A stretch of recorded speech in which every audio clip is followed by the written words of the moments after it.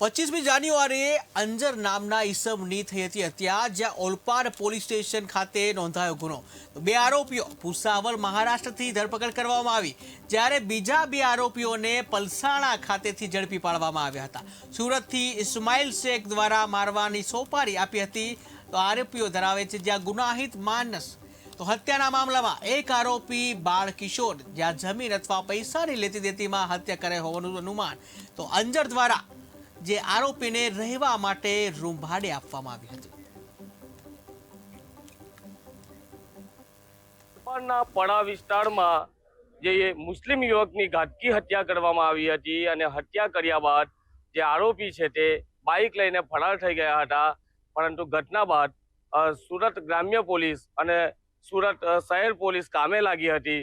Surat local crime branch અને સુરત ગ્રામ્ય local crime બ્રાન્ચની ટીમ કામે લાગી અને આરોપીને છે તે 25 તારીખે જે હત્યા થઈ હતી તમામ આરોપીને પોલીસે ઝડપી પાડ્યા છે અને હાલ જે આરોપી છે તે 4 આરોપીને ઝડપીને જેલ ભેગા કરી દીધા છે। પરંતુ તે આરોપી જે પકડાયા હતા તેઓની પૂછપરછમાં જે ખુલાસો થયો છે, જે મૃતક અંજાર છે અને સુરતનો જે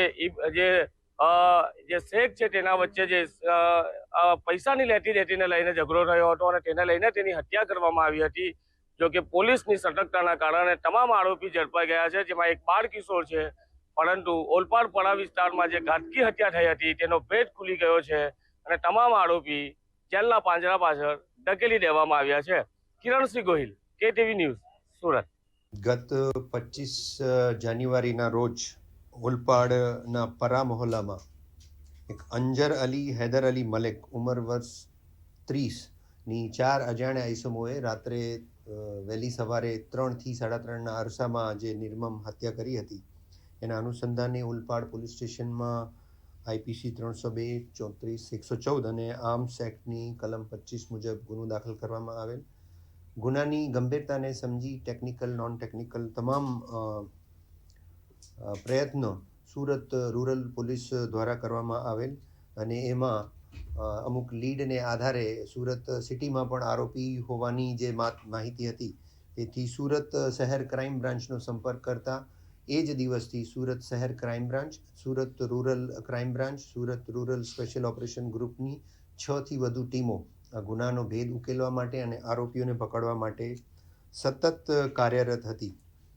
એમાં ટેકનિકલ વિષય અને નોન ટેકનિકલ બંનેને આધારે તથા મરણ જનારની વ્યવસાયિક અને પારિવારિક માહિતી તમામ એકઠી કરતા સુરત શહેર અને સુરત રૂરલની ટીમોએ આ ગુનામાં સંડોવાયેલ આરોપી રાકેશ ઉર્ફે બાલા એકનાથ મોહિતે તથા પંકજ ઉર્ફે પંક્યો મહેન્દ્ર સેંડાણે આ બંનેની ભૂસાવળ મહારાષ્ટ્રથી ધરપકડ કરેલ છે તથા અન્ય 2 ઈસમો સાહિલ જીતેશ મગનભાઈ પટેલ તથા એક બાળ કિશોરની પલસાણા નજીકથી સુરત LCB અને સુરત ક્રાઇમ બ્રાન્ચે બંનેની ધરપકડ કરેલી છે।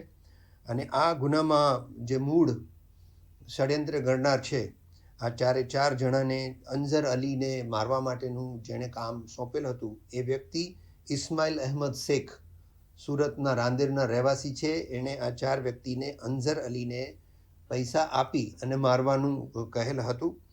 આ આરોપી ઇસ્માઇલ અહેમદ શેખ હજી ફરાર છે। આ જે વોન્ટેડ આરોપી સિવાયના જે 4 તમામ આરોપીની ધરપકડ કરવામાં આવેલી છે।